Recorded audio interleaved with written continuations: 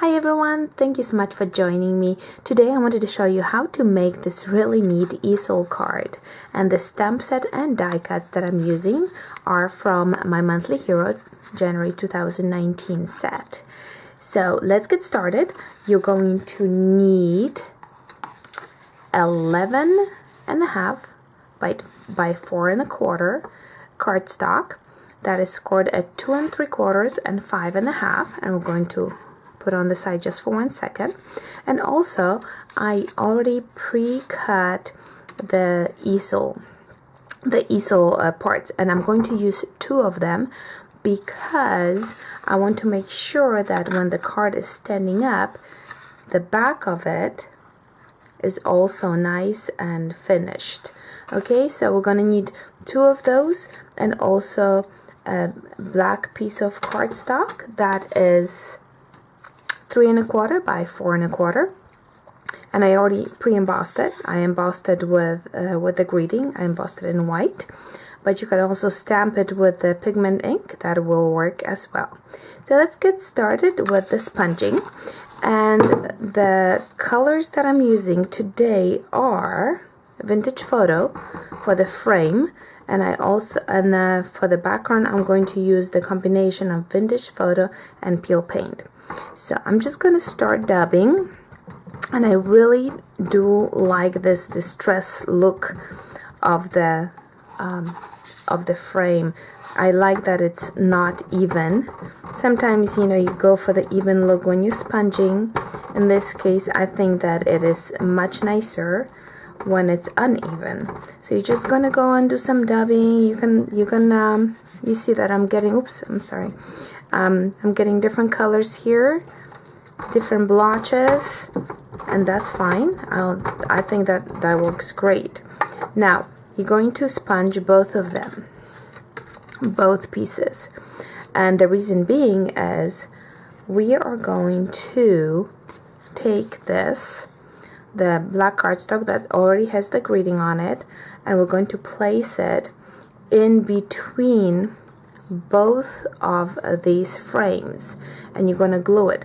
So basically you have the frame, the cardstock, and another frame, and once you glue it, this is what you get. See how finished the back is? And you really do want the back to be finished, because when the easel card is going to be standing up, this is what you're going to see. So you want to make sure that that's nice and pretty. So that's the part that we can put on the side. So we're done with it. You sponge both frames, the black cardstock goes in the middle, and you can put it on the side for the time being. Now let's get started. Let's get working on sponging the card itself. So grab the cardstock and fold it so that you know the way it's going to look. So you fold it in half, and then you're going to fold on the last crease. So there you go. So that's how it's going to look. Now what I did was I sponged the outside part and also the inside, and the reason for that is when it's standing up, I really wanted for the color to flow. So you can do whatever you want, but this is what I'm doing. So I'm going to start, and again, I like the blotches. I really do like that. I don't want it to be very even, so I'm really not even going to worry about it being even. And again, this is Distress Oxide peeled paint. And if you have never used Distress Oxide, you are going to love sponging with it. It is so smooth. It is so nice. Absolutely wonderful. Now, for that little extra touch, I'm going to take the Vintage Photo ink, and I'm just gonna dab it like on the outside a little bit, just a little bit, not too much. Now this is the back of it, you see. Okay, just a tiny bit. And you see how nice it looks when you have just little pieces and parts that have that little vintage photo on it. Now, the most wonderful thing about Distress Oxide, why we all love it so much, is because it reacts with water. So I want to add this distress look to it. You see all those little blotches, even more blotches. If I spray water on it, I can pick up that water with a piece of cloth. So I'm going to move my card. I don't want to spray my card. And let's just give it one spray and see what happens. You see how it reacts with water? Look at this.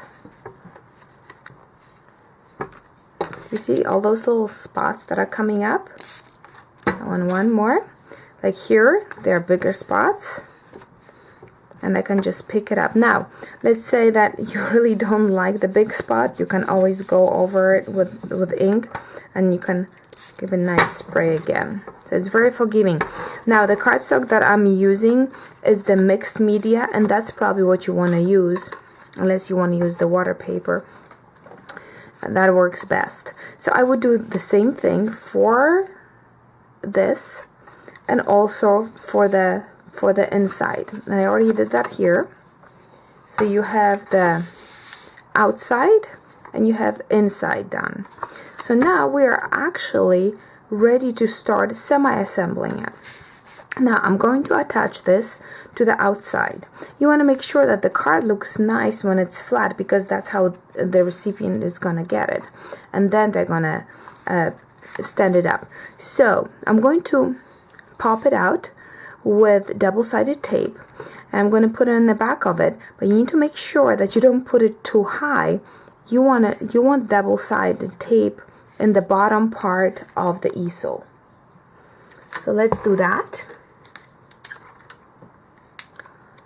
And it's better that it's lower than too high, because then you may have problems opening it, because it's gonna get stuck to the back part of the cardstock. So let's peel that off, and I'm going to attach it, and we're going to decorate it a little bit. There you go. Do it flat. There. Make sure that I did it right. Yep.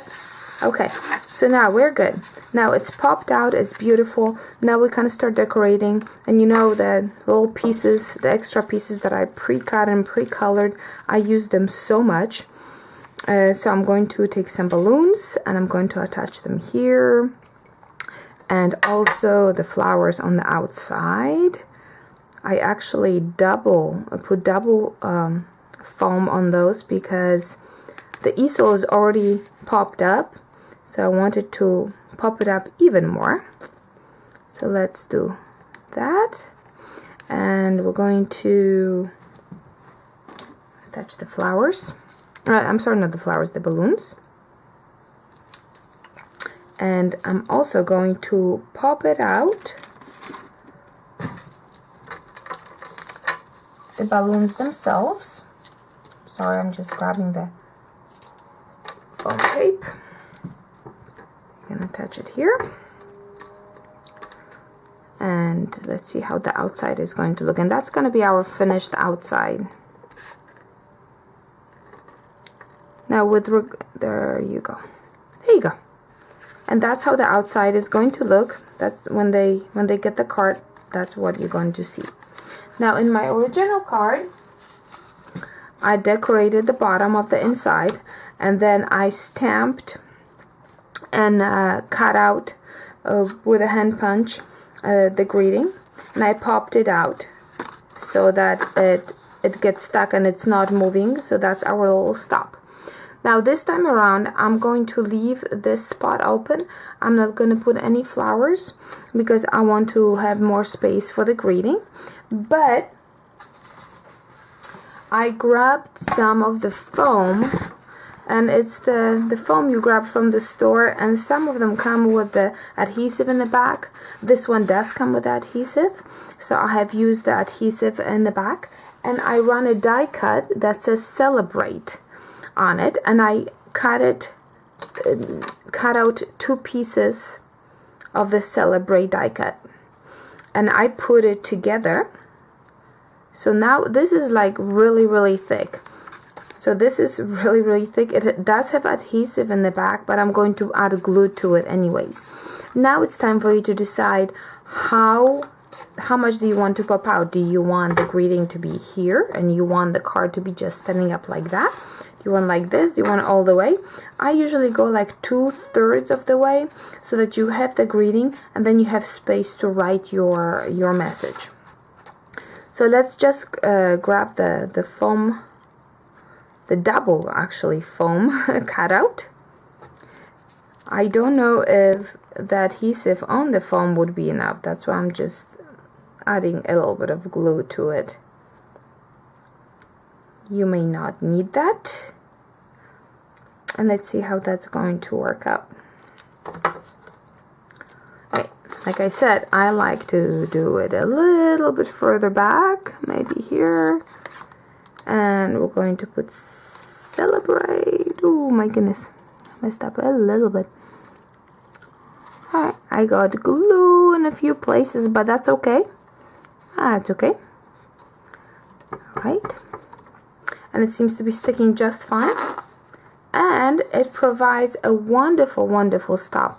So this is a great way to get that thickness if you don't want to do the die cuts, let's say 3 or 4 times, because I also do that. I get the thickness from the die cuts by layering them 3 or 4 times. This one I'm not going to do any embossing or anything else to it, so this is fine. So I hope you really liked it. I hope you give it a try. This is a really neat technique, and it's easy too. Give it a shot. Until next time, my friends. Ta-ta.